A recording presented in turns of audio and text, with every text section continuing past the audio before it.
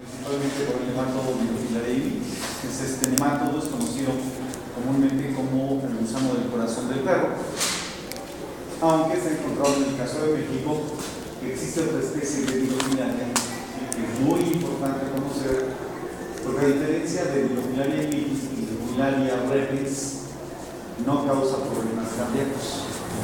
Este gusano forma nódulos bajo la piel y eventualmente, es más, voy a pasar ese video, puede llegar a alojar en los ojos. Sí. El otro que aparece en el listado es el Dipteronemma recóndito. También es una filaria y esta filaria se presenta bajo la piel. No causa tampoco problemas cardíacos. Entonces, ¿por qué estoy citando estas dos cosas? El más importante es Bilophila mitis. Estos dos producen microfilarias. ¿Sí? ¿Qué es la microfilaria? Una fase larvaria de los gusanos. Entonces, el hallazgo de microfilarias eventualmente no representa un problema. ¿Sí? Entonces, ¿qué es lo que importa aquí?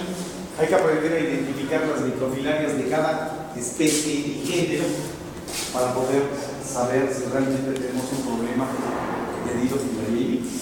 ¿Sí? Obvio, bilofilaria siempre va a provocar problemas cardíacos, mínimos o graves, pero siempre va a haber problemas cardíacos.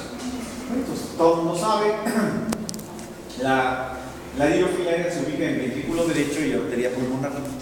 En razón de estar en ventrículo derecho y arteria pulmonar, genera problemas cardíacos a sus hospederos. Se ha identificado, pues es famosísima esta cuestión, que el problema regularmente afecta al perro, pero también hay dirofilariosis en gatos, hay dirofilariosis en una serie de animales silvestres, y el humano tiende cada vez más a convertirse en un hospedero terminal. ¿Sí? ¿Qué es lo que pasa en el humano? Pues la dirofilariosis realmente no afecta el corazón. Generalmente los parásitos se desarrollan en los pulmones de la gente. Para la gente, la presencia de las dirofilarias, por lo general, no representa un problema. Pero se puede convertir en algo súper trascendental en la vida de una persona. ¿Cuál es la razón? Los gusanos forman nódulos pulmonares y los humanos portadores de esos nódulos pulmonares son totalmente asintomáticos. Entonces, hasta ahí no hay problema. La situación que representa problema es cuando a esta persona portadora de un nódulo con dirofilaria le toman una radiografía. ¿Por qué? Porque la imagen radiográfica del nódulo de dirofilaria es semejante al de un tumor pulmonar. ¿Al qué? Al de un tumor pulmonar. Entonces simplemente vas a una radiografía de control que te pidieron para entrar a un centro deportivo. Sales con diagnóstico de un tumor pulmonar. ¿Qué piensas? Se acabó tu vida. ¿Cuál es la razón de que pienses que se acabó tu vida? Los tumores pulmonares son metástasis. Regularmente. Entonces, si tienes una metástasis pulmonar, la cuestión debe estar complicadísima en otras partes del cuerpo. Y esto sigue siendo un tumor hasta que no te lo saquen de los pulmones y le hagan patología. ¿Vamos? Entonces, esta es una condición que cada vez más frecuentemente se está presentando. De tal manera que se considera que la bilofilariosis en los humanos es una enfermedad emergente.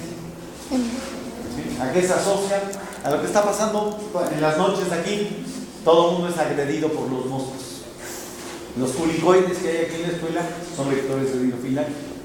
Los aedes son vectores de dirofilaria. Los anófeles son vectores de dirofilaria.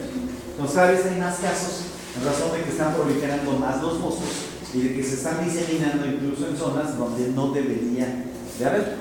A ver, compañera, ¿hay aedes aquí en la zona de Cuautitlán? ¿Verdad? ¿Hay aedes en Cuautitlán?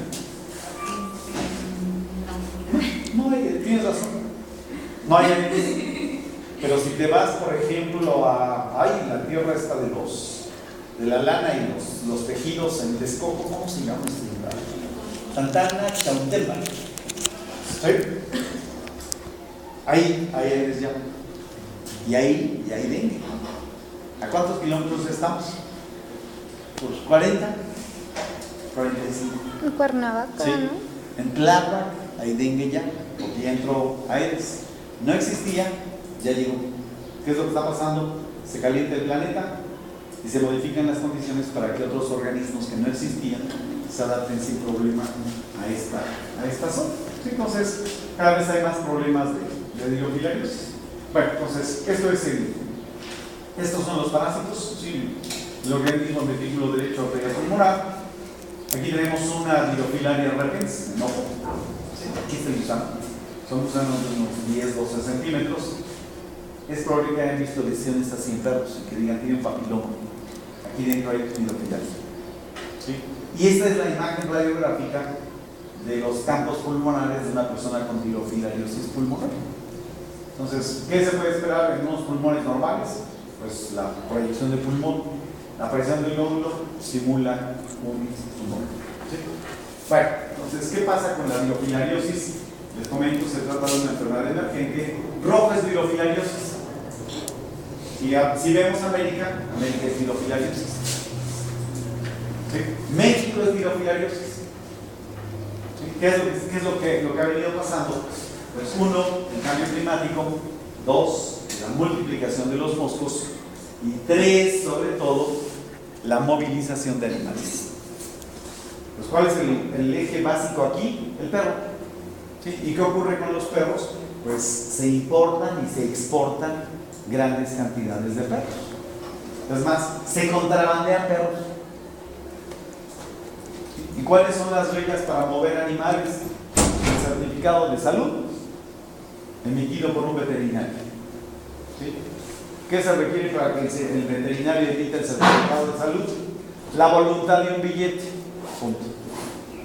¿Sí? O sea, yo necesito que me haga un certificado de que el perro está sano.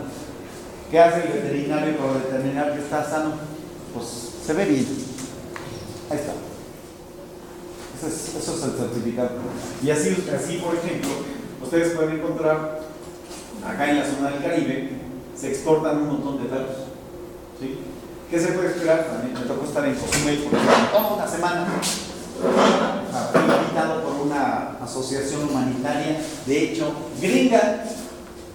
¿Sí? Ellos son bien buena onda, capturan a todos los perros que hay en la isla, los llevan a un confinamiento, los bañan, los desparasitan, los vacunan. Y todos los gringos que llegan aquí de visita adoptan perros. Entonces, el centro emite un certificado de salud y el perro le cambia la vida. Se va a vivir a Estados Unidos y lo tratan como Dios manda. Pasa de ser un perro feral a un perro callejero en un perro casi aristocrático. ¿Sí? ¿Y qué pasa con sus parásitos? Pues le quitaron los que se veían, le quitaron los que alcanzó el espectro de un antiparasitario. Pero ¿qué pasa con todos los que no le pudieron quitar? Pues se los devolvemos casi en guerra biológica a los gringos. ¿Sí? No importa que nos hayan marinado por la selección nacional, les mandamos por allá. Pero la misma situación ocurre con los perros que vienen de Estados Unidos. Entonces, aquí, si ustedes han estado acá en la zona del Comiso del Caribe, prácticamente ustedes entran a un territorio de Estados Unidos. Si han viajado aquí a la zona de la península de Baja California, es territorio de Estados Unidos, aunque no haya sido declarado como tal. ¿Por qué? Porque son colonias de gringos. Y esta gente se viene de paseo, se viene 6 meses, se viene incluso con todos sus perros. ¿Qué pasa? Traen sus dirofilarias y se diseminan con los moscos entre las poblaciones de perros. Y esto genera una superdifusión entre los perros callejeros y los perros ferales. Esto ha llevado entonces a que el país se vuelva rojo, todo rojo. Antes de la formación de la Unión Europea, que ahorita tiene alrededor de unos 21 países, la dirofilariosis estaba más o menos controlada. ¿Qué pasa actualmente? Pues uno puede viajar por toda Europa sin ningún problema y puede viajar con todo de perros. Entonces, ¿qué ocurre? La gente se mueve con perros con dirofilaria, normalmente adquieren aquí en la zona del Mediterráneo y después se los llevan al norte. Y pueden ustedes encontrar gente que tiene perros y que vive en una zona de glaciares y su perro tiene hidrofilaria. ¿Qué significa esto? Movimiento de animales. ¿Sí? Entonces, esto ha permitido que se diseminen este tipo de situaciones. Lo que aparece en azul, que dice no existe, es ciencia ficción. ¿Sí? ¿Cuál es la razón? Simplemente no está reportado si hay o no hay. ¿Sí? Bueno, entonces en el caso de México, somos territorio de hidrofilaria. Fíjense ustedes, esto es el río Mississippi. Todos los puntitos son zonas de concentración de casos de hidrofilariosis. ¿Qué significa esto? Pues los moscos giran en torno a este río, es un río muy grande, un río que recorre casi todo el territorio de los gringos. Y aquí está la zona de Florida, la zona de Georgia, por ejemplo, de Mississippi. Y todo esto prácticamente son pantanos. Pantano igual a Mosco, Mosco igual a hidrofilaria. Entonces, ¿qué significado tiene esto? Pues esto lo deberíamos de poner lleno de signos de pesos, bueno, de dólares. ¿Por qué? Porque la gente que tiene un perro en estas zonas se ve la necesidad de estarlo desparasitando mensualmente para prevenir que desarrolle hidrofilaria. Esta situación, si ustedes se fijan, viene la densidad de puntitos bajando hacia Texas. Esta densidad de puntitos baja por Tamaulipas, Veracruz, que son zonas súper endémicas, y baja hasta la península de Yucatán. Entonces todo esto es endémico, toda la costa del Pacífico es endémica, y ya podemos encontrar en muchos de los estados del interior zonas, por ejemplo, en Coahuila. ¿Sí? Coahuila es desierto. Hay hidrofilariosis. ¿Sí? ¿Cuál es la razón? Pues Coahuila es un estado muy especial. Coahuila originalmente fue océano. De hecho, es tan increíble esta cuestión que ustedes pueden ir en un desierto de yeso y de repente se les aparecen gigantescas extensiones de agua procedente de manantiales. Esas son las zonas donde proliferan los moscos y donde se desarrolla la hidrofilariosis. Entonces, prácticamente ya por todo el país existe ese problema y está relacionado con la movilización. Bueno, entonces, ¿qué pasa con el perro? Pues el problema de hidrofilariosis es una condición regularmente crónica, es una condición que puede evolucionar a lo largo de años y que va a depender de la cantidad de parásitos que hay en el corazón. Se considera, y esto aparentemente no ha ligado con el sexo, que los perros de sexo masculino, los machos, pueden presentar mayor frecuencia de presentación de hidrofilariosis en razón de actividad, las actividades que desarrollan, a diferencia de lo que ocurre con las hembras. Hay una relación directa con exposición al medio externo. ¿A qué están expuestos? A los piquetes de mosca. Está relacionado con la edad. Sí, a mayor edad, mayor exposición a moscos y mayor probabilidad de desarrollo de hidrofilaria. Se ha ligado esto con la raza. Sí, en el caso de las razas, seguramente todos ustedes saben, las razas han sido divididas de muchas formas, pero una de esas divisiones incluye en base al tamaño o a la longitud del pelo. Pues hay razas que tienen pelo largo y razas que tienen pelo corto. La infección puede ser más común en razas de pelo corto, pero también puede ser en razas de pelo largo. Y hay que pensar en un concepto sencillo. Cancún, y al individuo que vive en Cancún le gustan los viejos pastorines. ¿Sí? ¿Qué caracteriza al viejo pastor inglés? Un perro peludo, en el que naturalmente la cubierta de pelo le podría servir como una barrera para que no lo peguen los moscos, que son abundantísimos en Cancún. ¿Sí? ¿Podrá vivir con su abrigo puesto el perro? No. ¿Qué es lo que se hace para que pueda vivir con esa capa de pelo el perro? ¿Sí? Cortarle todo el pelo. Y el animal se vuelve altamente susceptible. ¿Sí? Entonces, esta situación es tremenda y pues está muy ligada a las preferencias que tiene la gente respecto a los animales. ¿Sí? Bueno, el perro cíclicamente es picado por los moscos. Aquí hay que recordar, el mosco tiene una ciclicidad de alimentación nocturna. ¿Sí? Principalmente son de hábitos nocturnos. Pero si ustedes han estado en un lugar donde hay moscos que no han comido, se brincan esa condición. ¿Sí? ¿Qué es lo que hacen? Pues lo que, o sea, en tiempos de déficit, lo que se atraviese es bueno. ¿Sí? No, en una gran cantidad de lugares. Es increíble esta cuestión, porque uno se detiene y la nube de moscos se para sobre uno. Entonces, esta situación pues, no es tan real, y pues ya comentamos, una exposición a medio externo facilita esta cosa. Sí, porque los moscos, si son nocturnos, cuando ven una luz, sí, van ahí una luz. El calor los atrae. Sí, Claro. y de hecho no solo es el calor, sino también es la emisión de CO2. O sea, son atraídos por las fuentes de luz, y de hecho hay algunas ondas, o sea, especialmente algunas longitudes de onda que les resultan muy atractivas. Ejemplo, la ultravioleta, la luz negra, por ejemplo. Esto lo asocian a las trampas para matar los insectos. Pero aquí es la dualidad, es luz y además es emisión de calor y además es emisión de CO2. ¿Sí? Esto explica, seguro les ha pasado a algunos de ustedes, el desgraciado mosco me picó en la punta del dedo gordo del pie derecho. ¿Qué hubo ahí? Fue la única parte del cuerpo que se quedó destapado. Seguro les ha pasado.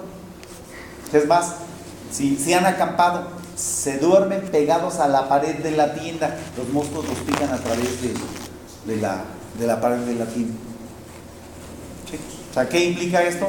Pues respiramos por el cuerpo, respiramos por la piel, emitimos CO2 y esto atrae a los insectos. Los animales no son la excepción.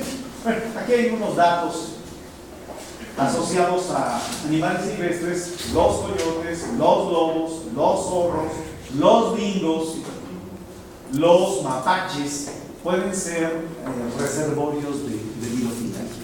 Entonces, ¿qué importancia puede tener esto? Pues podemos controlar el problema en los perros, que va a haber animales, y esto es nuevamente con los propios perros ferales, perros de tipo callejero, los que mantienen la prisión. Entonces, esto pues diferencia justamente a la población de perros. ¿Sí? ¿Por qué? Porque en el caso de los perros, ¿qué hace la persona que tiene un perro que vive en una zona de alto riesgo de infección de tirofilaria? Pues esa persona, si quiere al perro, lo tiene que desparasitar mensualmente. De lo contrario, va a haber microfilarias y va a haber adultos. ¿Sí? Entonces, ¿qué pasará con un perro callejero? Pues la tirofilaria va a hacer lo que quiera con el perro callejero. Y en el caso de los perros callejeros, pues seguramente ustedes los han visto, resisten lo que sea. ¿Por qué? Porque en esos animales se da un fenómeno, pero súper sólido, de selección natural. O sea, a un punto de que un perro callejero tiene que ser un experto en cruzar calles, un experto en esquivar los carros. ¿Sí? Incluso puede ser atropellado, pero aguanta el atropellamiento. ¿Por qué? Porque si no lo aguanta, se muere. Entonces todos los perros estúpidos que sean callejeros, se mueren. Y esto ustedes seguramente lo han visto. Un perro de casa que regularmente no sale, sucumbe a la primera, al atravesar una calle. Es más, salió estúpidamente, corriendo y lo atropellaron. Ya fue lo último que le pasó. Entonces ya no pasó la prueba. No podía aspirar a ser un perro callejero. Y lo mismo podría pasar con los perros ferales. Bueno, entonces esta es la cuestión. ¿Qué pasa con los parásitos? En el caso de los parásitos, son bien prolíficos, diariamente emiten miles de microfilarias que salen a circular en los capilares. Esas microfilarias están disponibles para ser consumidas por los moscos y permitir la transmisión. Sí, aquí se dice, y esto no es una realidad, que hay una sincronización entre la circulación de las larvas con la alimentación de los moscos. Entonces, esta es una leyenda urbana. ¿Sí? Se dice que las microfilarias solo circulan de noche. Pues las microfilarias no saben que nada más deben circular de noche. Que les aplican el no circula de día. Los humanos, ¿qué hacen? Circulan a la hora que se les pega la gana. Y si son sustraídas de torrente sanguíneo por los moscos, pues simplemente continúan con su ciclo biológico. ¿Dónde están las microfilarias? Están en los capilares. ¿Sí? Y particularmente son importantes las microfilarias que están bajo los capilares de la piel, porque justamente eso es lo que hacen los moscos. Los moscos pican y extraen sangre de los capilares. ¿Sí? Entonces, de alguna manera los moscos tienen alguna similitud con ustedes cuando van a obtener sangre. ¿Cuántos intentos tienes que hacer para extraer sangre de un animal? En este momento. ¿Con suerte? Pues unos 3. El mosco llega con su insulínica del número 29 y empieza a probar. Hasta que le atina un capilar, empieza a chupar, se llena de sangre y puede extraer una gran cantidad de microfilares. Con esto se cierra el ciclo de vida de esta cosa. Los gusanos adultos pueden vivir varios años, de manera que, o sea, si nosotros valoráramos después de varios años cuántas microfilarias emiten estas cosas, pues probablemente es más grave el efecto producido por la enfermedad asociada a las microfilarias que la presencia de los gusanos adultos. Y esto ahorita lo vamos a ver por qué. Y hubo un individuo al que le dejé que leyera eso, que se hizo el occidental, ¿sí? Pero se lo vamos a aplicar a ese canijo. Bueno, entonces, ¿qué ocurre aquí? Problemas de perros, pueden ser de gatos, de hecho los gatos pueden morir a consecuencia de la biofilariasis, pero como vimos hace un momento, el parásito se ha adaptado a otros animales silvestres y estos mantienen la infección a nivel de un ciclo totalmente silvestre. Entonces, esto es lo que nosotros vemos en el corazón. Los gusanos llegan a medir hasta 24 centímetros y se ha descubierto, de hecho no se ha descubierto, ya tiene casi 100 años que lo identificaron, que los parásitos no están solos. Los parásitos presentan endosimbiontes en su cuerpo. ¿Sí? Entonces aquí podemos decir Bilofilaria es el primer parásito que tiene guardaespaldas. ¿Sí? ¿Cuáles son los guardaespaldas de Bilofilaria? Bilofilaria tiene una riqueza que vive dentro de él y que lo protege de los mecanismos de la respuesta inmune del hospedero. Entonces, gracias a esta riqueza, el parásito no es fácilmente dañado por los mecanismos de respuesta del hospedero. Esa riqueza se llama Wolbachia. ¿Sí? De hecho, el apellido es Pipietensis, Wolbachia pipietensis. Y esta Wolbachia también se parece al Espíritu Santo. ¿Por qué? Porque está en el cielo, en la tierra y en todo lugar la canija riqueza. ¿Qué es lo que ha pasado? Esta riqueza primero fue parasitada de los artrópodos. ¿Cuánto tiempo tienen los artrópodos en el planeta? Tienen cientos de millones de años. Entonces, la bacteria ha evolucionado cientos de millones de años. Primero en los artrópodos y después pasó a filarias y a espirulideos. ¿Se acuerdan ustedes de Spirocerca lupi? Spirocerca lupi, este es un espiruloideo. Pues esto ha llevado a que las filarias se conviertan o que la presencia de Wolbachia convierta a algunos artrópodos, algunas filarias y algunos espiruloideos en una especie de miembros de un club VIP. ¿Qué implica? Si no tienes Wolbachia, no te puedes mezclar con los que sí tenemos Wolbachia. ¿Sí? Entonces, esto es sumamente interesante porque se convierte en un factor de restricción, pero también se convierte en algo maravilloso para los gusanos. Esta condición se llama coevolución. ¿Sí? ¿Qué es coevolución? Pues estos organismos van a evolucionar de una forma independiente bajo la protección de las Wolbachias. ¿Sí? Pero tiene un costo. Ese costo, creo que viene por aquí, es súper interesante. ¿Sí? Wolbachia, ojalá que solamente esta cosa ocurra sobre artrópodos y sobre gusanos, podría ser un excelente pretexto para alguna gente para salir del closet. ¿Sí? ¿Por qué? Porque se ha encontrado que esta bacteria, si se presenta en artrópodos machos, le anula toda su sexualidad. Los machos se vuelven hembras. Entonces aquí, a lo mejor, esa onda está en los humanos. ¿Sí? Y no se trata de una cuestión de desvío de mentalidad o de sexualidad, sino de una infección en la que le cambiaron el ciclaje a un individuo. ¿Sí? Entonces, curiosamente, los artrópodos infectados con Wolbachia sí se pueden reproducir. Esto es, se comportan como hembras, pero estas hembras sí tienen potencial de reproducirse partenogénicamente. Y este fenómeno también se ha presentado en los nemátodos, ¿sí? En el caso de los nemátodos, si la población tiene Wolbachia, solo los que estén infectados con Wolbachia pueden convivir y pueden reproducirse. ¿Sí? ¿Qué es eso? Restricción, que se traduce en una coevolución. ¿Sí? Entonces, vean ustedes estas fotografías. Rojo es Wolbachia. ¿Sí? Vean, este es el útero de una hembra microfilaria. Lo que vemos aquí extendido son microfilarias. Estas microfilarias tienen ya la infección por la riqueza. De manera que desde que van a nacer ya están infectadas. ¿Qué implica eso? Es como las notarías en México. ¿Qué se necesita para ser notario? ¿Sí saben lo que es un notario? Son los tranzas que organizan las escrituras y que certifican una bola de cosas con billetes. Les da uno dinero y se pueden hacer dueños de una casa aunque nunca la haya comprado. Se puede hacer uno dueño de un terreno. ¿Sí? ¿Quiénes son los notarios? Son políticos a los que ya no les dieron diputaciones, ni senadurías, ni gubernaturas.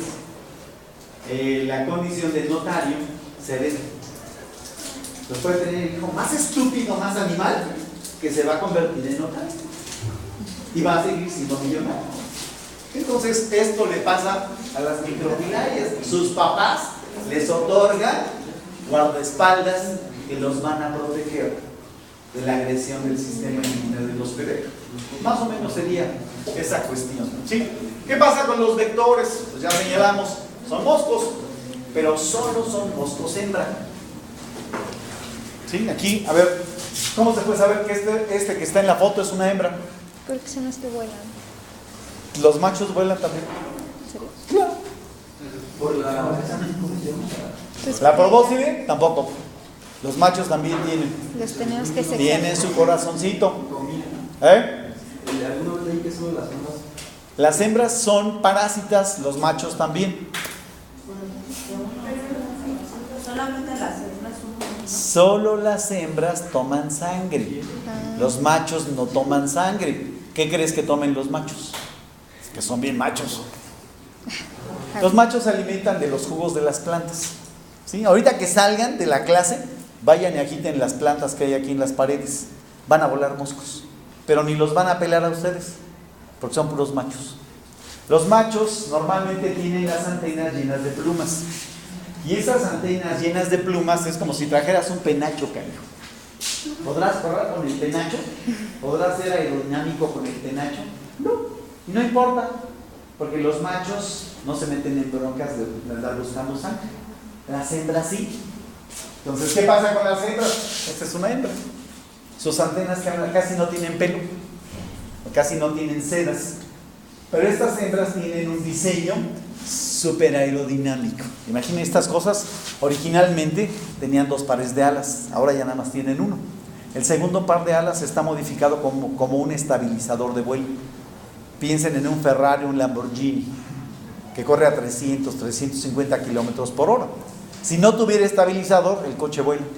O sea, ya a 200, el carro puede empezar a brincar en el suelo. ¿Sí? Entonces, en este caso, tener estabilizador le permite un vuelo a gran velocidad y con una dirección increíble. Y esto seguro ustedes lo han probado. Tienen plantado el mosco en el brazo, intentan darle el manotazo a alta velocidad y el mosco sale y hasta una señal leperal hace. Se evocan. ¿Sí? Entonces, solo las hembras se alimentan de sangre.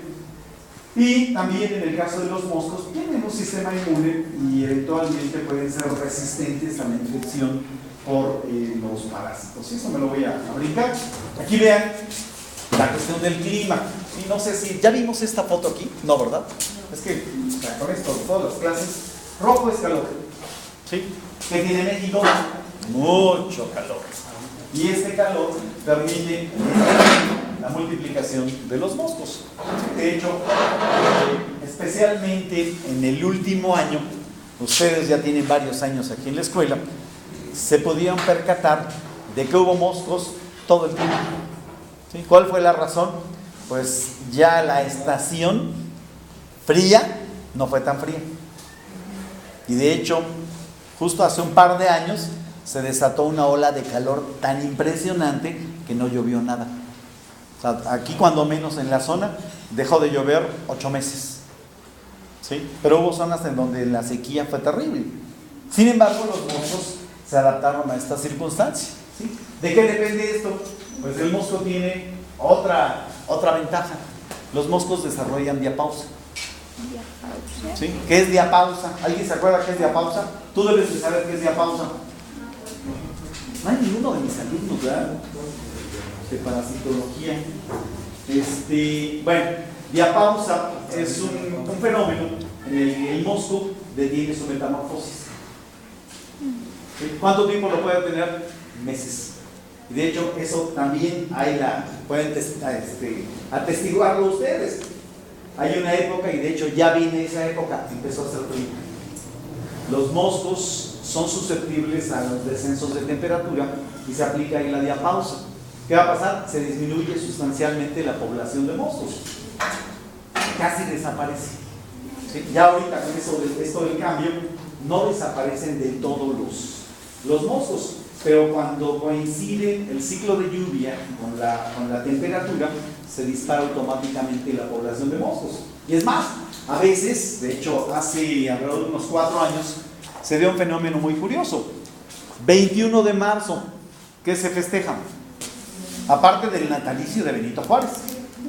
Es la entrada de la primavera. Imagínense, cae una helada en la entrada de la primavera. ¿Será coherente eso? No. Y los moscos, o sea, esto ustedes seguramente lo han percibido, va acercándose el inicio de la primavera y empieza a subir la temperatura. Dice, ya llegó la primavera, la cosa va a estar tranquila, el día siguiente helada. ¿Sí? ¿Qué pasa con los moscos? Viene mejorando la temperatura, viene mejorando la humedad, empiezan a salir moscos. Les cae la helada y los mata a todos. ¿Sí? ¿Qué hacen los moscos? Pues ¿sabes qué? No salgan todos, porque les puede costar la vida. Entonces, algunos tienen un umbral que depende de ciertos valores de humedad y temperatura y otros tienen valores modificados. Esto permite que siempre haya moscos. ¿Sí? Bueno, entonces, aquí tienen a los moscos. No está aquí el que tenemos en la escuela, de hecho el que tenemos es el Culicoides. El Culicoides también es un hospedero intermediario de Dirofilaria, ¿sí? Pero aquí está Anófeles. Aquí yo les sugeriría, sean curiosos, ¿sí? Si vas a orinar, fíjate en las paredes. Y las paredes están llenas de moscos. O sea, vean los moscos y eventualmente encuentran estas porquerías. Estos son vectores del paludismo, ¿sí? De hecho, les comentaba, Aedes ya está en camino para acá. Este es el vector del dengue. ¿Sí? Yo lo he visto mucho. Entonces, ya. sí, es muy probable que los hayas visto. Aquí la única cuestión es que lleguen moscos infectados, que no debe de tardar mucho tiempo en que esto se presente, porque el dengue es un problema muy serio a nivel nacional y va a hacerlo más después de este ciclo de lluvias que estamos teniendo. Entonces, vean ustedes, los moscos son organismos de ciclo acuático. Lo que ven aquí en esta masa blanca es una masa de huevos de mosco. Los huevos de mosco tienen flotadores para que estén en el agua, se incuban en agua tibia, desarrollan estados larvarios, desarrollan estados pupales y de aquí surgen poblaciones. O sea, todo el ciclo del mosco puede durar en términos ideales unos 18 o 20 días. ¿Sí? Entonces empezó a llover, empieza la temporada de moscos y de aquí la multiplicación. ¿Qué necesitan? Sangre. Hembras que se alimenten de sangre para poderse reproducir y esto permite que se proliferen. Entonces, casi en cualquier recipiente puede haber el ciclo de un mosco. Las llantas son excelentes, cualquier botella, cualquier bote, los tinacos, los aljibes, los charcos, todo permite el desarrollo de los moscos y aquí se incuban una gran cantidad de enfermedades. Visión zoonótica. Por aquí, déjenme ver, no está. Bueno, el resumen de la zoonosis, ¿sí? Otra vez, campos pulmonares. Y esta es la clásica lesión en moneda. ¿Sí? A este nivel le sacan la radiografía o le hacen la resonancia, tumor. ¿Sí? Te fuiste a sacar tu radiografía y te dijeron, tienes un tumor en el pulmón. ¿Qué haces? Tienes un tumor. Hasta que no te abramos el pulmón y te sacamos esto, tienes un tumor. ¿Qué haces? Esto es una metástasis regularmente. Te vas a morir. ¿Qué harías si alguien te dice, te vas a morir? Yo te garantizo que tu vida cambia radicalmente. ¿Qué es lo que hay que hacer? Hay que ver qué demonios es esta cosa. Entonces, simple, es un gusano que está enquistado en tus pulmones. Pero en tanto no se demuestre, eso es un tumor. ¿Sí? Entonces, es lo que está pasando con mucha gente. Viven en zonas endémicas y no importa que no tengan perro, los pican los moscos, les inyectan parásitos y desarrollan gusanos adultos. Entonces, es interesante esta cuestión. Ahorita me preguntas, la dirofilariasis ha sido seguida. De hecho, esta enfermedad vale tanto dinero que hay una asociación en Estados Unidos, se puede meter en el sitio web de la Asociación del Gusano del Corazón. ¿Sí? ¿Por qué vale tanto dinero esto? Porque hay que gastar mucho dinero para prevenir la dirofilariasis y hay que gastar mucho dinero para tratar a un perro que tenga dirofilariasis. Entonces, para los gringos esto vale muchísimos dólares. Para los mexicanos se empieza a hacer conciencia de lo que pasa con la dirofilariasis y la gente necesita invertir dinero para prevenir la enfermedad en sus animales. ¿Sí? Entonces, aquí disparándose los casos de dirofilariasis canina y las poblaciones de moscos, cada vez más gente es picada por moscos que tienen dirofilaria, y hay estudios en el Mediterráneo, toman muestras, le hacen su ELISA a la gente y un elevado porcentaje de personas tienen anticuerpos antidirofilaria, aun cuando no tienen dirofilaria. ¿Qué es lo que pasó? Tienen dirofilariosis frustrada. O sea, sí ingresó el parásito, pero no logró desarrollarse. Entonces es interesante porque hay un seguimiento de más de 100 años de los casos de dirofilariosis, y es interesante porque en los últimos 20 años se han acumulado todos los casos de los 80 años anteriores a que se estuviera estudiando la dirofilariosis humana. ¿Qué quieres preguntar, Canija? Es que por decir, yo había visto un programa Sí. donde mencionaban lo de esta parte, Sí. pero ¿qué probabilidad hay de que se enquiste más en el pulmón que en el ojo? Porque en el reportaje Eso mencionaban depende de del la ojo. especie. Repens se va a ojo y mitis se va a corazón o a las ramas de la pulmonar. Eso sí es muy importante y eso lo dije al principio. Sí. Bueno, entonces, este es el gusano, miden de 16 a 24 centímetros y su presencia representa un obstáculo para el flujo de la sangre. Entonces dicen, un gusano que parece hilo, de ahí dirofilaria, ¿sí? Presente en el ventrículo derecho y la arteria pulmonar, ¿sí? Durante muchísimo tiempo se creyó que esto era la dirofilariosis. Esto es, el animal tiene uno o varios gusanos y estos gusanos están en el ventrículo y la arteria pulmonar. ¿Sí? ¿Cuál era el problema que se pensaba que había? Pues un efecto mecánico de obstrucción. ¿Sí? Aquí recuerden ustedes, el ventrículo tiene una válvula que comunica con la pulmonar. Cada vez que el ventrículo se contrae, se vacía la sangre contenida en la cámara y se cierra esta válvula. ¿Sí estamos de acuerdo? ¿Qué ocurre cuando el corazón se contrae y se cierra la válvula? La sangre que salió del ventrículo se va a los pulmones. ¿Sí? Y es una sangre especial porque a pesar de que es una arteria, la sangre que sale es sangre venosa. ¿Sí? Si ustedes se acuerdan, la circulación de los pulmones es la circulación menor. Y lo que hace la arteria pulmonar es se fragmenta en dos primero y cada rama se va a uno de los pulmones. Dentro de cada uno de los pulmones se va ramificando hasta convertirse en capilares que llevan sangre a los alvéolos. ¿Estamos de acuerdo? Entonces, ¿cuál va a ser el problema aquí? Se cerró el ventrículo, se contrajo el ventrículo y teóricamente debería de cerrarse esta válvula. No se va a poder cerrar. ¿Qué es lo que va a pasar? Pues que una parte de la sangre que debería haber salido se regresa al ventrículo. Y el ventrículo entra en una crisis. ¿Por qué? Porque cuando este ventrículo se contrae, después se tiene que dilatar y recibe sangre de la que viene de regreso de la cava para volver a empujarla hacia los pulmones. ¿Sí? ¿Cuál va a ser el problema aquí? pues se empieza a presentar una insuficiencia en el flujo de sangre que debe de llevarse a los pulmones. Si la sangre no llega a los pulmones, el animal puede empezar a tener problemas de suficiencia de trabajo pulmonar. ¿Sí? ¿Qué es lo que le pasa a los animales? Se empiezan a cansar. Si hacen ejercicio, incluso hasta pueden caer desfallecidos. ¿Sí? Pero todo esto es una condición meramente mecánica. ¿Sí? A largo plazo, ¿qué es lo que va a ocurrir?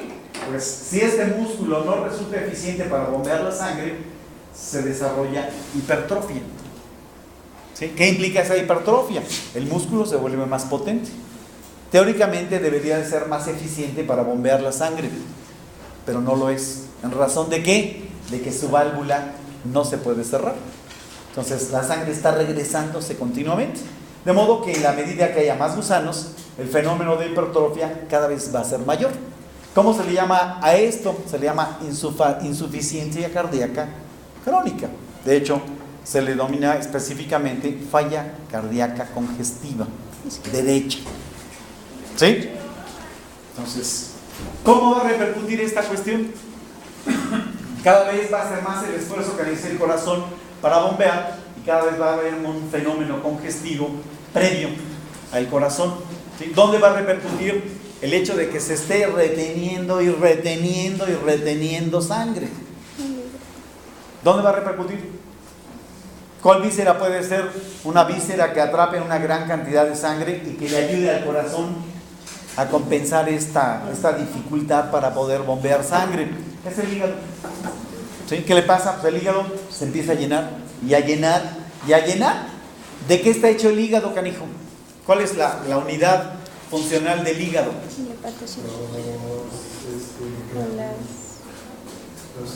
Los hepatocitos. ¿Cuántas funciones desempeñan los hepatocitos? ¿Cuántas son? Muchas. Pues habla de unas 600, 700 funciones, más las que se descubren. Hay una cantidad impresionante de cuestiones. ¿Qué es lo que hace el hígado? Sintetiza y cataboliza. ¿Sí? Todo le llega al hígado y el hígado incluso nos detoxifica. Es más, te has detoxificado de alcohol, al día siguiente amaneces agradeciéndole a tu hígado. Qué buena onda que eres. Con tu gran deshidrogenasa alcohólica me quitaste esta intoxicación. ¿Sí? Entonces, cotidianamente nos estamos intoxicando con miles de cosas. Y el hígado, buena onda, nos salva. Entonces, la bronca aquí es, el hígado empieza a congestionarse también y los sinusoides hepáticos se empiezan a aplastar. O sea, aquí estamos hablando nada más de que se aplastan mecánicamente. ¿Qué va a pasar si permanentemente te estamos presionando el tejido?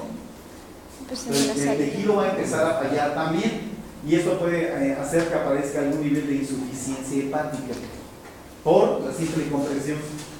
Pero esto es solo mecánico. ¿Sí? Entonces, ¿cuándo va a ser más grave este efecto? Cuando el animal haga ejercicio. Entonces, lo ponemos a correr y hasta se desmaya el perro. Lo ponemos a caminar y se sofoca rápidamente. Pero esto es simplemente lo mecánico. ¿Sí? ¿Cuál va a ser el problema más importante? Su guardaespaldas. ¿Sí? ¿Por qué? Porque recuerden ustedes, rickettsia. ¿Qué es una rickettsia, canijo? Es una bacteria. ¿Qué caracteriza a las rickettsias, canija? Acuérdese. ¿Qué caracteriza a las rickettsias? Acuérdese. ¿Qué caracteriza a las rickettsias? ¿Qué la caracteriza? A ver. ¿Hace pasar desapercibido? No. ¿Qué es una rickettsia? Bacteria intracelular gram negativa que utiliza la maquinaria de las células hospederas para su beneficio. ¿Por qué? Porque esas bacterias nada más tienen DNA y RNA, no tienen citoplasma y nada más bien son ácidos nucleicos envueltos. Se meten y automáticamente utilizan todo lo que hay dentro de las células. En este caso, ¿de cuáles células? Pues las células del cuerpo del gusano. Y se ha encontrado, uno, que los gusanos producen una gran cantidad de antígenos. que son lanzados a la sangre. Y las bacterias también. Solo que se ha encontrado, por ejemplo, que los antígenos de Dirofilaria activan la respuesta TH2. ¿Qué quedamos que era la TH2? Ya les mandé un artículo donde viene todo eso que tenían que haber estudiado. TH2 anticuerpos. TH1 células, porque solo hay celular y humoral. ¿Sí? Entonces, las riquezas activan la celular y los gusanos, perdón, las riquezas la celular y los gusanos la humoral. ¿Sí? ¿Qué importancia tiene todo esto? Pues estas bacterias y los gusanos disparan toneladas de antígenos al torrente sanguíneo. ¿Qué pasará con todos esos antígenos?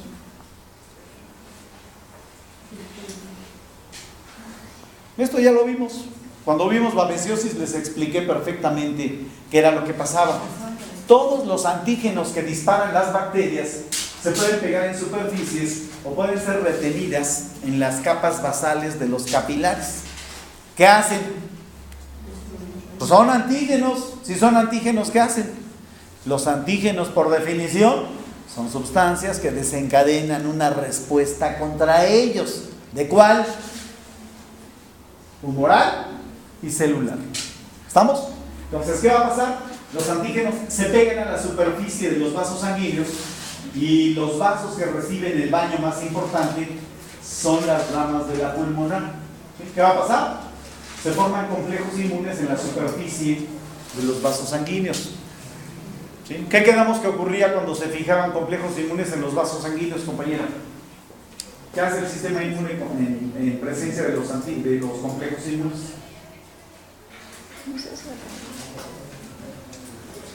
Ni la menor idea, ¿verdad? ¿Cómo? ¿Qué dijimos que pasa en un vaso sanguíneo? Les di el ejemplo de las paredes del salón. Pues fíjense el complemento. ¿Qué hace el complemento, Cari? Hace un montón de cosas. ¿Sí? ¿Se acuerdan? Inflamación. Lisis inmunoreactiva, ¿te acuerdas? Tú eras la que provocaba la lisis inmunoreactiva. ¿Sí estamos? Fagocitosis. Pero lo más importante, produce choque osmótico. ¿Sobre qué ocurriría esto? Sobre las paredes de los vasos sanguíneos. Aquí, ¿de qué vuelo, de qué espesor son las ramas de la pulmonar? Son unos vasos gruesotes. El problema que va a haber aquí es que los antígenos van a hacer que las paredes se vuelvan cada vez más gruesas. Entonces, una de las características que tienen las arterias es que son elásticas. ¿Sí? Ahora mismo, no sé si ya se los dije, pónganse el dedo en este lugar y ustedes pueden percibir cómo sus arterias se están dilatando. ¿Sí? ¿Qué es lo que está pasando? Están pulsando. ¿Sí? Lo que nosotros, o lo que se genera en el ventrículo, que salga una buena cantidad de sangre, se tiene que ir distribuyendo por los vasos arteriales. Los vasos arteriales empiezan a generar resistencia al flujo de la sangre. ¿Sí? ¿Qué tiene que hacer el corazón para compensar este efecto de resistencia? Pues tiene que bombear más fuerte y eso se traduce en la hiperplasia del ventrículo derecho. ¿Sí? Entonces, tenemos reacción por anticuerpos y tenemos reacción por células. ¿Sí? ¿Qué es lo que va a pasar con estos anticuerpos y estas células? Pues uno, se engrosa la pared vascular, se empieza a depositar fibrina en la superficie del endotelio y todo esto genera una gran resistencia al flujo de la sangre. Y de hecho, complementamos. ¿Qué efecto tiene la degranulación de plaquetas?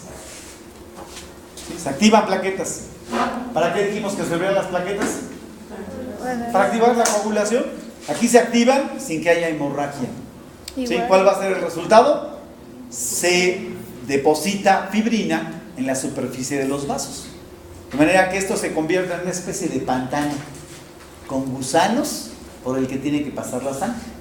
Entonces, piensa, a ver, tú, canijo, eres un eritrocito. ¿Sí? Ya la semana pasada decíamos con el compañero, hay que hacer el recorrido de cientos de kilómetros de red vascular a una velocidad vertiginosa sin chocar. ¿Sí? Pero aquí hay una variable. Los gusanos y todas estas estructuras que se depositan sobre los vasos. Tú debes de tener toda la pericia para hacer un eritrocito que no se accidente. ¿Tendrás la posibilidad?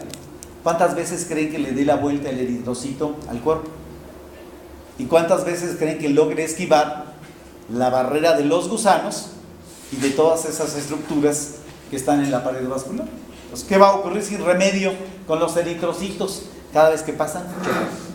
Y cada vez que chocan hay la posibilidad de que se rompan y esto genere hemólisis. Así que esta sería una cuestión que puede asociarse al desarrollo de una anemia. Así que así se ve una rama de la pulmonar. Esto está rebanado transversalmente. Aquí está el cuerpo del gusano. ¿Sí? Entonces hay muchas vellosidades. Se reduce la luz de la arteria. ¿Sí? Macroscópicamente lo vemos así. Fíjense, estúpidos gusanos. Pero en realidad en los vasos hay una gran obstrucción que afecta el desplazamiento de la sangre. Entonces, ¿cómo es el rollo de la falla congestiva? Pues algo mecánico. ¿En qué consiste? En lo que les acabo de explicar. Se altera la elasticidad, el corazón empuja sangre, pero una buena parte se regresa y se produce la hipertrofia. Esta hipertrofia puede ser cada vez mayor hasta que repercute en el hígado. ¿Sí? ¿Qué dijimos que pasaba en el hígado? El hígado atrapa una gran cantidad de sangre y todavía hay un esfuerzo que es interesante y que se liga a lo que decíamos del complemento. ¿Qué efectos tienen? A ver, tú, canijo. C3A, bueno, vamos desde C1, QRST, C2A, C4A, C3A y C5A. ¿Qué dijimos que provocaba? O sea, esto les sugiero que se lo aprendan de memoria porque lo vamos a estar manejando cotidianamente con las enfermedades. ¿Qué pasó?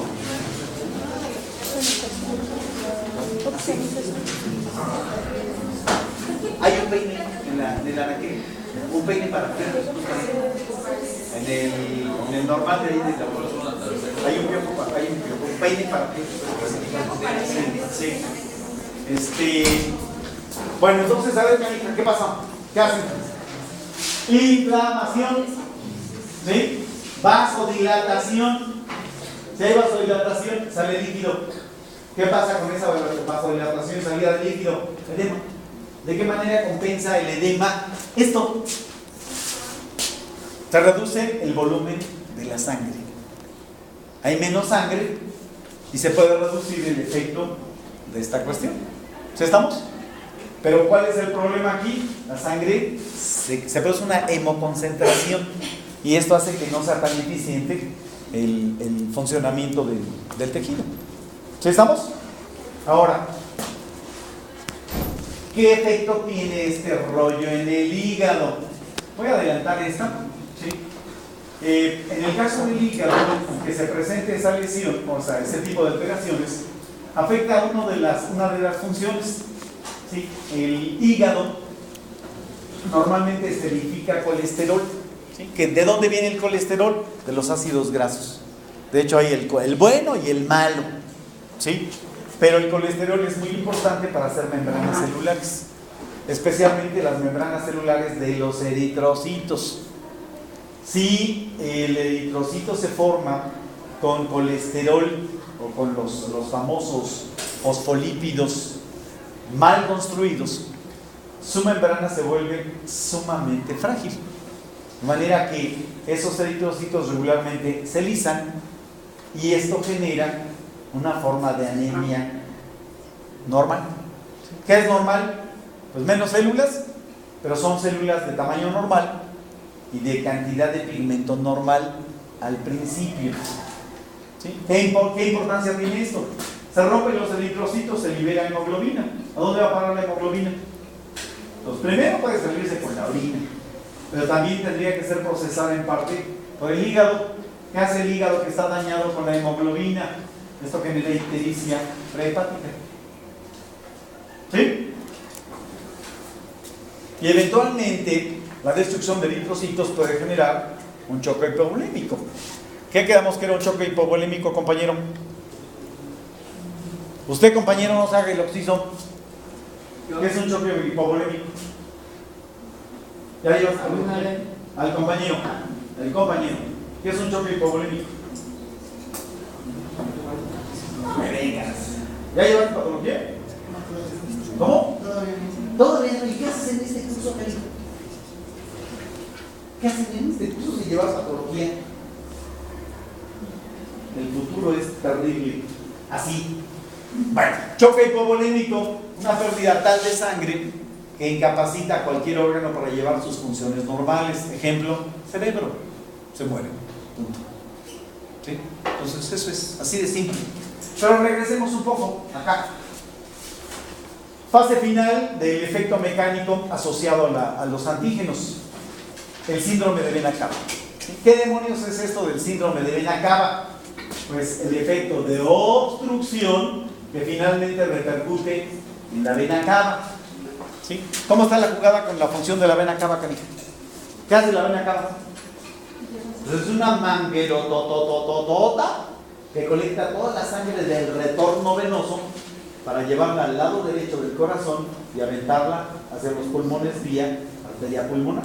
Entonces, aquí el problema que vamos a encontrar es que el fenómeno de congestión repercute hasta el otro lado del aparato circulatorio. ¿Sí? ¿A dónde nos lleva esto?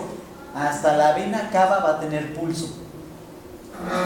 Pulso positivo. Pulso, va a pulsar. ¿Por qué va a pulsar? Porque ya se produjo una congestión tal que ya se detuvo la sangre por todo el cuerpo. Esta es una condición premuerte.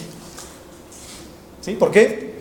Porque ya todo el aparato circulatorio se encuentra involucrado y eventualmente puede dejar sin riego de sangre al cerebro. ¿Sí? Bueno, entonces, esto pasa con esta cuestión. Hablamos de una neumonía alérgica. ¿Qué es neumonía, canijo? Inflamación del tejido pulmonar. Pueden ser bronquios, ya es una bronconeumonía. ¿Sí? Y la cuestión en este caso es la neumonía alérgica. Simplemente está ligada a el depósito de complejos inmunes ya en el tejido pulmonar. ¿Sí? ¿En qué condición ocurre esto? La vasodilatación ligada al complemento y el depósito en los alveolos. ¿Cuál es el problema? Pues seguimos con un problema de acceso de sangre al tejido pulmonar que lleva a insuficiencia pulmonar. ¿Sí? ¿A qué se debe esto específicamente? A complejos inmunitarios. ¿Vamos? ¿Quién produce todo esto? Las microfilarias.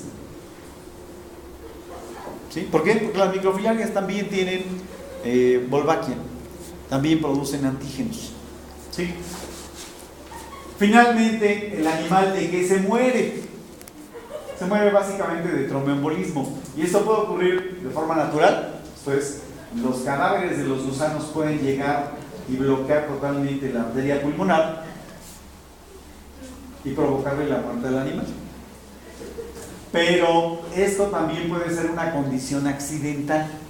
Y por esto, por ejemplo, en una zona endémica de tirofilariosis, darle ivermectina para matar por su cara o ancilostomas a un perro del que no conocemos el historial puede ser una auténtica estupidez. ¿Por qué? Porque la dosis de 200 microgramos que se da para matar toxocaras o ancilostomas es suficiente para matar a las dirofilarias. Entonces, nosotros de buena intención le dimos el tratamiento para matar a toxocara o ancilostoma o para matarle a las garrapatas y le matamos a su dirofilaria. El perro jamás va a volver a tener ningún parásito. ¿Por qué? Porque ese perro se le muere el gusano y el gusano se va por la pulmonar y genera una tromboembolia que mata al perro. De hecho, esto es algo con lo que tenemos que lidiar cuando decidimos darle tratamiento a un perro que tiene dirofilariosis. ¿Sí? Hay que vigilar un montón de detalles. ¿Por qué? Porque esto finalmente va a causar un choque importante en todo el organismo. ¿Sí? De hecho, hay medicamentos especiales para dar el tratamiento y tiene que haber un control muy específico porque esto pone en peligro la vida de los animales. ¿Sí? Entonces, esta sería, digamos, la fase final que puede ser asociada a una estupidez del veterinario o sencillamente a que mueren los gusanos y bloquean el flujo de sangre en los pulmones. Ahora, Dirofilaria y Wolbachia se asocian a insuficiencia renal. ¿Sí? ¿Qué hacen? Causan glomerulonefritis inmunomediada. Explíquenos, compañera, la patogenia de la glomerulonefritis inmunomediada. Ya se los expliqué. ¿Sí? ¿Alguien sí logró captar la idea cuando les hablé de la glomerulonefritis inmunomediada y la babesiosis? ¿Lo tienen en el apunte que les mandé? Era por los Complejos inmunes que se depositan en la capa basal del endotelio de los capilares de los riñones. ¿Qué hacen esos complejos inmunes? Fijan el complemento. Rompen la pared vascular. ¿Qué implica la ruptura de la pared vascular para el filtrado glomerular? Pues ya no hay filtrado glomerular. Se volvió una coladera toda agujerada. Así que inicialmente vamos a encontrar que hasta sangre en vivo.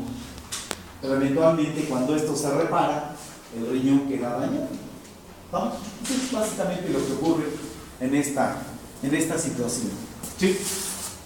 Entonces, aquí está involucrado tanto Wolbachia como está involucrada los antígenos del parásito. Bueno, entonces, esa es la cuestión. ¿Cómo es el cuadro clínico? Pues hay clasificaciones. De hecho, hay quien maneja esta clasificación de 4 niveles y hay quien maneja esta con esta asociadas. ¿Por qué? Porque la frontera entre esta y esta no es muy perceptible. ¿Qué pasa en la clase 1? Tiene pocos gusanos. 3, 4 gusanos. ¿Qué le pasa al animal? Prácticamente nada. ¿Sí? Su hipertrofia compensa la obstrucción y los daños que se producen en pulmón y corazón.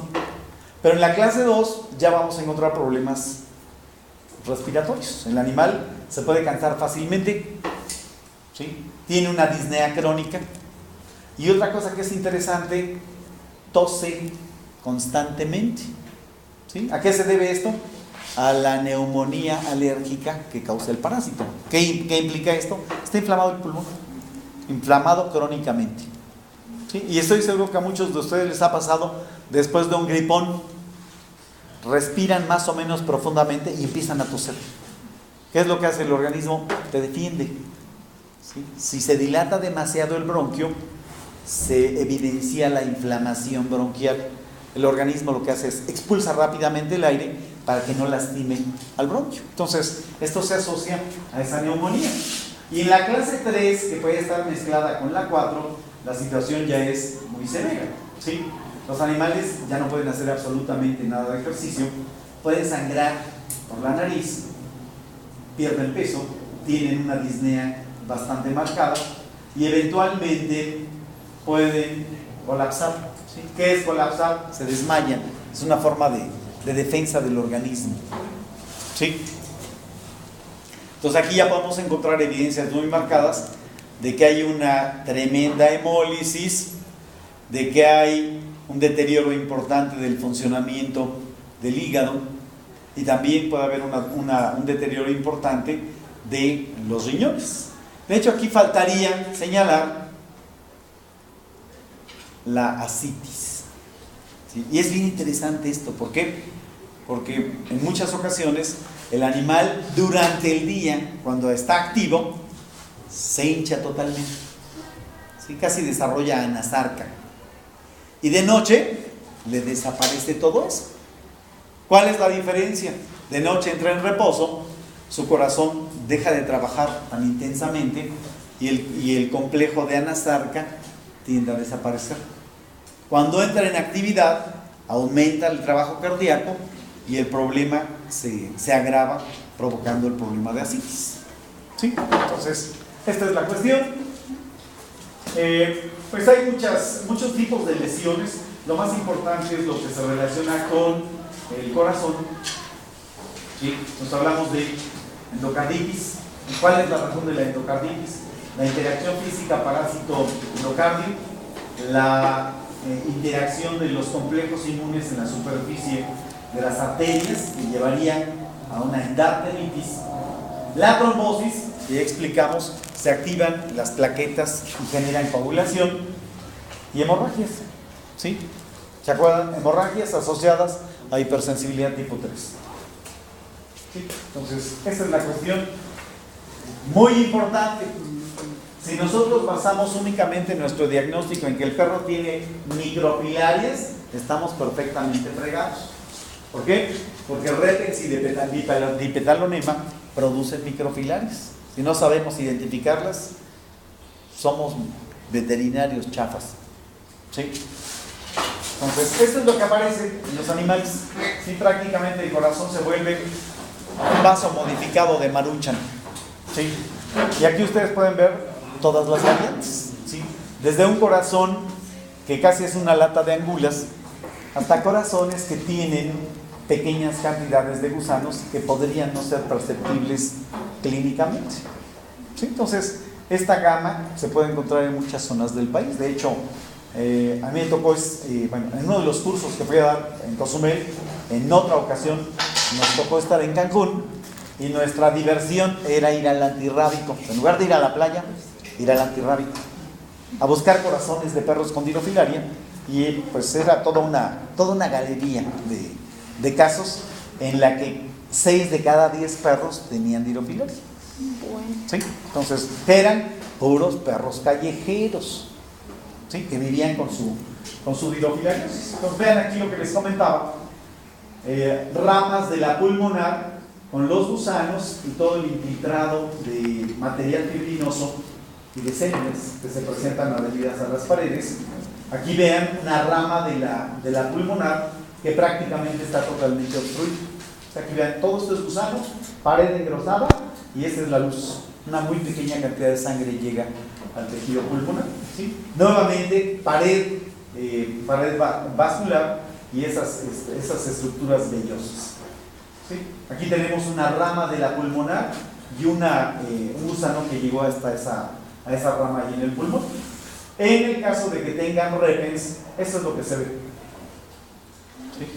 Nódulos que tienen los gusanos atrapados, y es característico tanto en dipetalonemiasis como en dirofilaria repens la presencia de esta dermatitis. ¿Quién causa esta dermatitis? Las microfilarias, las volváceas.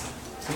¿Qué es? Es una dermatitis inmunomediada, es un cuadro de alergia en la piel. ¿Sí? ¿Cómo hacer el diagnóstico? Pues hay muchas rutas para hacer diagnóstico. En la mayor parte de los casos se puede hacer buscando las microfilarias en la sangre. ¿Qué hacemos?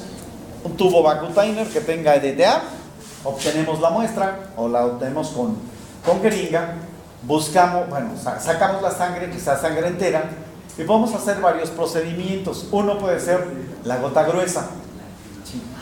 Ojalá esta maldita. Ay, ahí venía. Voy a tener que lo que vamos a ver en estos casos, a ver si está aquí esperemos que sea este. No, es un video directamente tomado de una muestra de sangre, pero aquí esperemos que borre el maldito.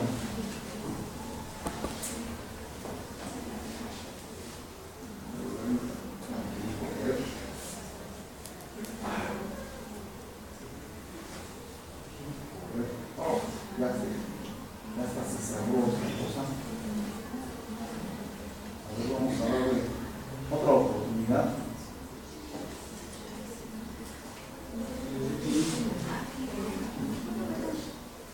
No, pues se supone que lo dejé para que se activara inmediatamente después de que lo activara. No quiere.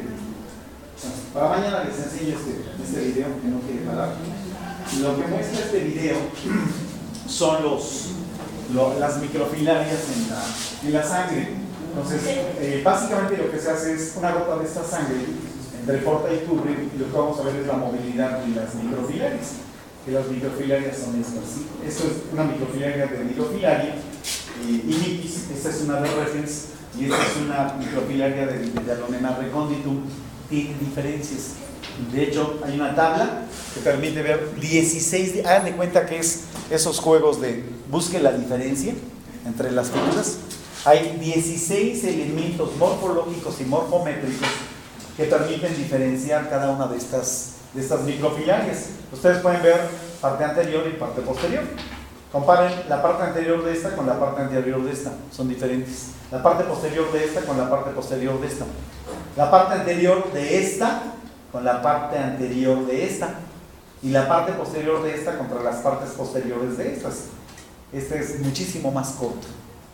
¿Sí? Entonces, esto permite hacer una diferenciación relativamente fácil de estos organismos, pero hay que tenerlo en cuenta en una zona en la que hay problemas de diofilaria. Ahora, la industria de los laboratorios ha desarrollado pruebas diferentes. Una de ellas, por ejemplo, es la de CNOT. ¿Qué hace la prueba de CNOT? Pues por un lado hace que gastemos dinero. ¿Sí? ¿Por qué? Pues son kits. Pues este kit básicamente lo que tiene es un reactivo que produce hemólisis y que preserva las microfilarias. Tiene un filtro que retiene las microfilarias. ¿Qué tenemos que hacer? Revisar el filtro después de tratar la sangre para buscar la forma de los organismos. ¿Sí? Y de hecho se puede hacer, por ejemplo, un estudio de capa flogística. ¿Qué es capa flogística, compañero? Ya valimos. ¿Qué es capa flogística? ¿Alguien sabe qué es la capa flogística? Cuando hacemos microhematocrito, queda una línea blanca en el capilar. En esa línea blanca están las microfilarias. Esa línea blanca son los leucocitos.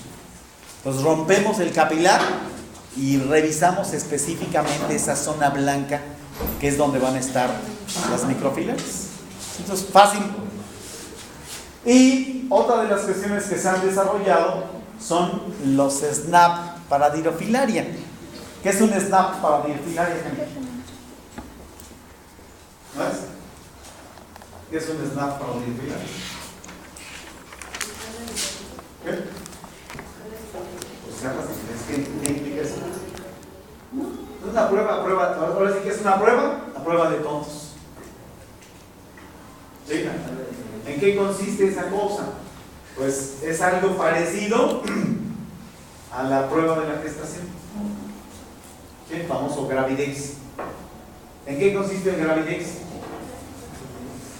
Todas las mujeres deben de saber perfectamente de esa cosa, porque eso es un sistema de vigilancia antigestación. ¿Sí? En estas pruebas viene un cartucho de plástico en el que la mujer le tiene que poner una gotita de orina. Esta prueba detecta la hormona, no sé, un tipo de gonadotropina, y se produce una reacción por orina. Con diofilaria se pone una gotita de sangre y se produce una reacción por orina. Entonces, nada, se gasta uno $18-20 en el cartucho, pero esto lo va a pagar el cliente. Pues dependiendo de dónde trabajan, se pueden dar el lujo de usar el SNAP. ¿Sí estamos? Entonces, ¿qué se necesita para usar el SNAP? No se necesita ser veterinario. Lo único que necesitan es saber leer y no ser daltónicos. ¿Por qué? Porque hay que ver los colores y hay que saber leer el procedimiento. Es más, un niño puede hacer el procedimiento sabiendo leer. ¿Sí? Entonces, todo eso ya está disponible. ¿Qué pasa? ¿Ese tipo de Sí, claro que sí. Porque el SNAP está diseñado específicamente para initis. ¿Sí? Solo a initis va a detectar. ¿Sí? Ahora, si piensas en las demás, no hay bronca. ¿Por qué? Porque las demás no te van a causar problemas cardíacos, ni problemas del hígado, ni problemas de los riñones. Y eso nos lleva, bueno, le hicimos el de la sangre, hizo SNAP. Tenemos los pelos de la burra en la mano. Sabemos que efectivamente es diofilaria.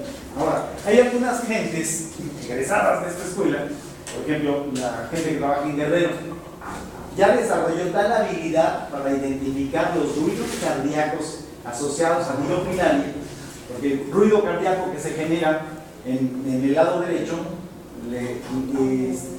digamos, empíricamente se conoce como soplo cardíaco. ¿Qué es el soplo? No se puede cerrar la válvula. Y al no poder cerrar la válvula, viene un retorno que genera un sonido cardíaco característico. Eso ya la gente lo sabe identificar con su estetoscopio. No necesitan ser ni brujos, ni hacer magia blanca, ni cosas por el estilo. Simplemente tener el oficio de ver esta cuestión. Se pueden hacer muchas cosas. De hecho, vean ustedes, estos son los corazones de animales con problemas de dirofilariasis severa. ¿Qué les hicieron? Una radiografía. ¿Qué hay en esta radiografía? Una arteria pulmonar impresionante. ¿Sí? Parece árbol navideño. ¿Sí? Corazón desviado. ¿Por qué? Por la tremenda arteritis que se produce. Y eventualmente se puede hacer hasta ecografía. ¿Sí? ¿Qué hace? Una vista coronal y la ecografía. Esto es el corazón derecho. Y aquí están los gusanos. ¿Sí? Esto es lo que hay en el corazón. Y así se ve en la ecografía. Entonces hay muchas formas de entrarle a esta cuestión. Repito, el caso de hidrofilaria reclama más desempeño de la gente. ¿Sí?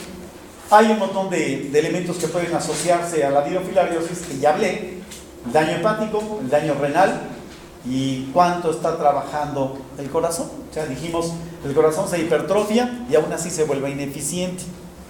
¿Por qué es importante valorar esto?